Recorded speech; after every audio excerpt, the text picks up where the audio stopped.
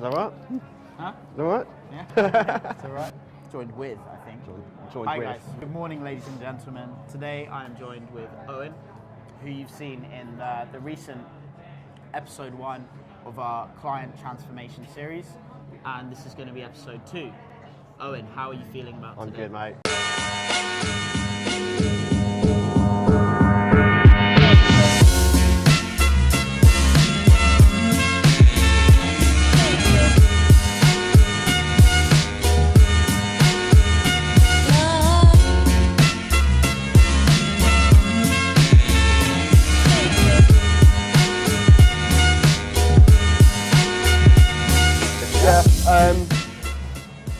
Tell us a little bit about how everything's gone since our last session. Okay, so in the first session I made a promise that would be to at least do one approach a day. Yep. I've stuck to that Good to man. the best of my ability. I can generally say that the severe anxiety that we go through isn't there as much. Yeah. So that's great. I've been feeling and noticing that I need to get a little bit more out of the interactions and probably explore ways of doing that a bit more. Okay, how did you figure that out? Like, what has been the instructor to that? So first and foremost, from watching the previous video, that's really like sort of, oh yeah, I could probably be doing a bit better. Yeah, so what was good about those? Because we've had a little chat about these since. What was good about those ones? From doing them and watching them, it's just how relaxed I look and feel, and the response that I was getting from people I was talking to. So you go in powerfully, you go in with confidence, with conviction, you open well, you generally get interest and the women are happy to talk to you. So there's a lot of positives there, but it's good. So you've done a bit of reflection and you figured that it's almost like after that first couple of minutes, like how are you engaging her? How are you bringing information out of her? How are you forming those bonds? Yeah, and then secondly, from doing it away from you, going away, getting a few numbers, and then not really knowing how to take it further. Like I haven't learned enough to use a text to seal it up. We've been doing back and forth with your text messaging, and there's a lot of work there that still needs to be done. But this is that's a different episode. Yeah, well, we're gonna cover. So in today's session, what we're going to cover essentially, because I agree with your feedback on the interactions that we've both seen. I think you go in strong, your approaches are good, he gets really good responses from the women. Generally, they're happy to stay and talk. But after a couple of minutes, you kind of almost let them lead. You ask them questions, and it's almost like you're looking for them to lead it and to bring it somewhere else. So today, we're not going to go for numbers. What we're going to look for is Owen to keep that physicality and that expressiveness that he goes in with at the start, maintain that through the interaction, build a little bit more of the touch and the physical side of things, and maybe take the women on an instant date. Just ask them, what are you up to right now? What are you doing now? And see if you can actually build that real connection in the moment, rather than hoping that it's going to come later when you don't necessarily quite have the tools to continue it over messaging every time. Sometimes great, but there's definitely some optimization. So we're going to cover physicality, expressiveness, and leading for the first half. Then we're going to come back here. Some of the leads maybe Owen gets from today, and some of the other ones, we're going to go over the text messaging process, some of the keys to that, the mistakes that Owen's making at the moment, and adjusting that so that he can get the optimal result from each of the numbers that he does get. And yeah, there's definitely some work there, but there's also some solid foundations. I think on the whole, it's pretty positive.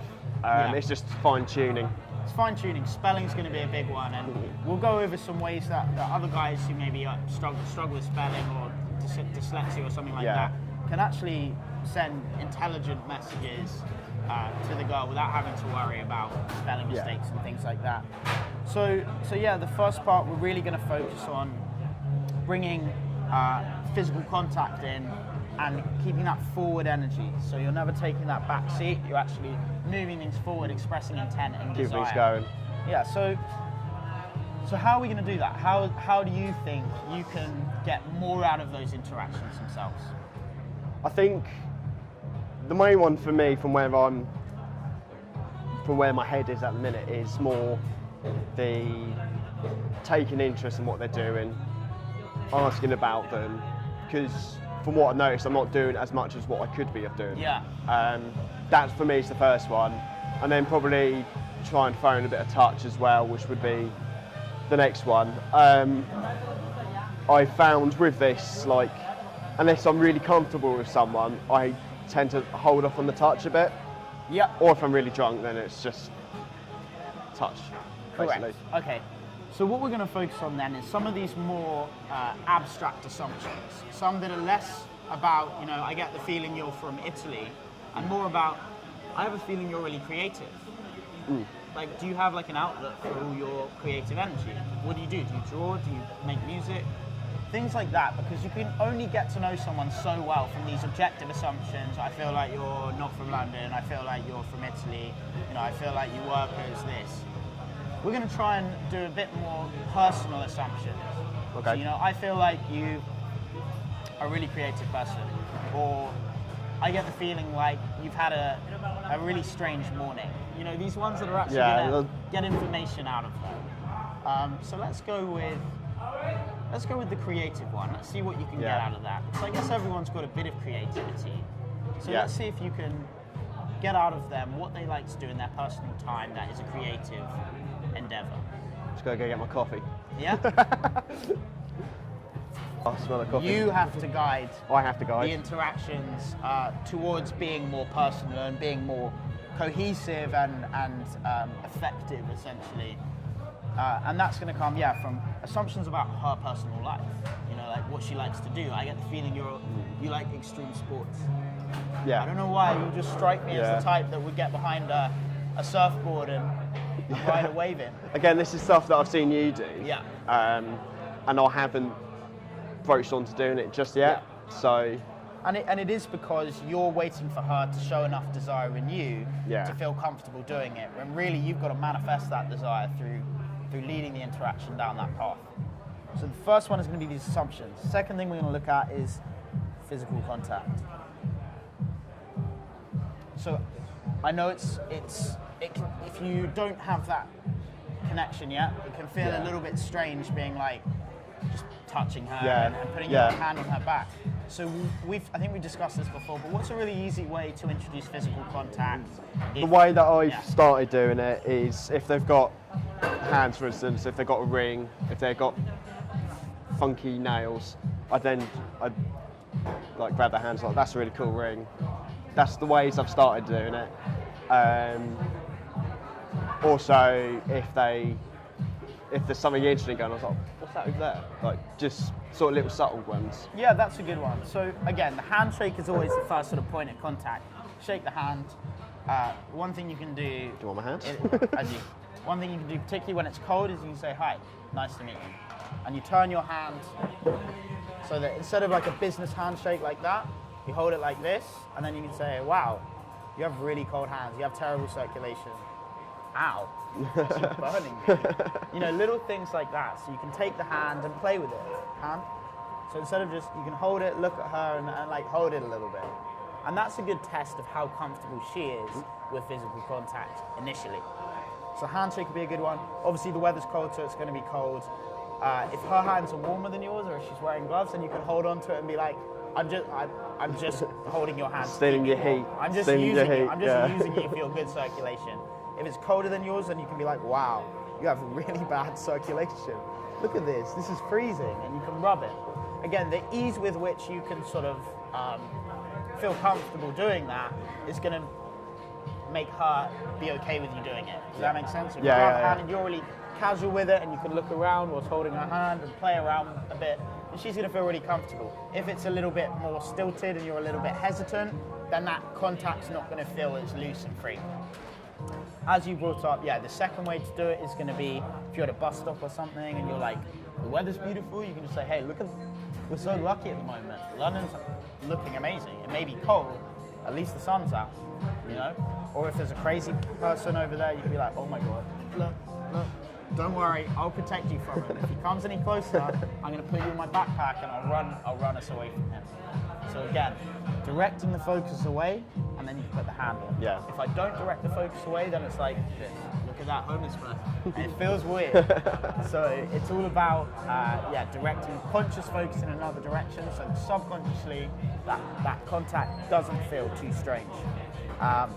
So these two things, these abstract assumptions and this physical contact, with the combination of these, it should be easier for you to then get to the question of, like, what are you up to right now? Yeah. What are you doing right now? And again, this question's great because, well, right now she's just talking to you. So she's not doing anything else. So she'll be like, well, as I'm talking to you, I'm meant to be meeting my friend in a little bit, or I've got a dinner in a couple of hours. And you say, cool, well, I would like to take you for a coffee right now, so let's walk. You know? Well, okay, I need to show you something crazy. Let's go on a spontaneous adventure. And again, you take her hand, and you say, come. And she might be like, no, I can't. You can be like, you're boring. I need someone to keep me warm, and you're failing to be a good partner for me. And you can challenge her a little bit. If she doesn't want to come, you say, well, listen, it would be really cool to catch up with you another time. Are you on WhatsApp? Yep. She'll be like, yes. And you'll be like, cool. I'll let you put it in, because I suck at it. You get your WhatsApp app, give it to her. She types her number in, and again, if she doesn't come on that instant date when you suggest it, that doesn't mean that it's over and nothing's going to work. It makes your case more powerful to see her again in the future, because you've at least expressed that level of intent beyond just getting the number. It's like, why would you want to get her number and see her another time when you can see her right now? A lot of the time, just getting the number is a sign of nervousness, because it shows that you're not able to deal with the intimacy right now, so you're trying to postpone it to another day and get a number just as a little pick-me-up. It's like get so away. we're really going to go for, what's the actual goal here? Yeah. Well, to spend time with the girl, build a little relationship, maybe see her, maybe sleep with her, maybe date her, maybe marry her. You don't know, but you've got to spend time with her first. So instant dates is going to be the thing we're looking for, and it doesn't matter if you do or do not get one, it doesn't matter at all. What we're going for is leading the interaction towards that, so that you're expressing more intent. It's just a way of us focusing on the processes that you need to do if we have that outcome in mind. That's cool. I like the idea. Do you have any questions since last time, or anything that we want to cover? Not at the minute. I think we sort of covered most of my big ones. Yeah. Yeah. Okay, again, so the first couple of interactions, don't worry about any of this. Just get in there, get warmed up. Just warm up. You're allowed to crash the car a couple of times before you ride the highway. So, yeah, we're just going to get stuck in, get you approaching, and we'll do little breakdowns after everything. So, we'll see you outside. So, we're in sunny Bond Street at the moment. We're going to have a walk down towards Oxford Circus. Streets are busy, loads of foot traffic, loads of opportunities. We'll get Owen straight in the mixer and give you guys the breakdowns as and when they come. Let's go. Let's go. So yeah, straight on it, high impact. No worries about anything for the first few. Just get you straight back in the game. My brain needs a sudden, sharp shock. Yeah, it sharpens up as soon as you start approaching. Yeah. And just starting with hello, you know, and a little pause. First, letting the conversation ground itself without, you know, hello, how are you, da da da da da. We're just going to start with a hello, pause, eye contact, smile, continue. Makes her feel much more comfortable, gives her a little chance to catch up to the situation and acclimatise to the fact that she's now been approached.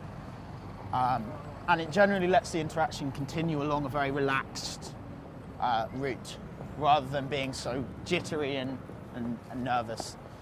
But you did great with that last time, so let's continue that. Okay, Again, go on the right hand side. Which one? With the glasses on her head, just there. Just cute.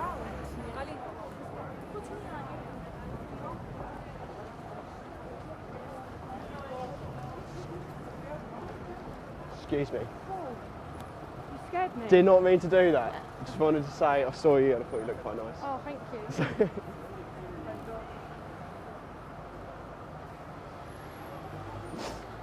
She nearly ran into me. Huh? She nearly ran into me. So yeah, just a little more space in front. Yeah, pretty much. I just misjudged it. That's absolutely fine, mate. Yeah, It's first one. Well done misjudged for going straight in. Good stuff. Straight back on the horse. She had a little smile though. Yeah. What did she say? She was like, whoa, you scared me. I was like, yeah, I didn't mean to do that. Okay. Just thought you looked nice. And she's like, thank you. And then? She walked off. Oh, okay. You walked off or she? I couldn't really see. She walked off. Okay. You've got light again, mate. Again, the one thing you can do in that situation is just be like, whoa, whoa, whoa, come, like that. And very often when you stand your ground, they see that bit of conviction there and they'll come back, but it doesn't work every time. I think you've got the lighter.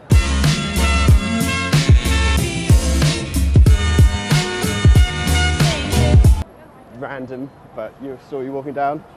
Thought you looked really nice. Sorry, I'm married. You're married? I couldn't see you got gloves on. So, 'cause you know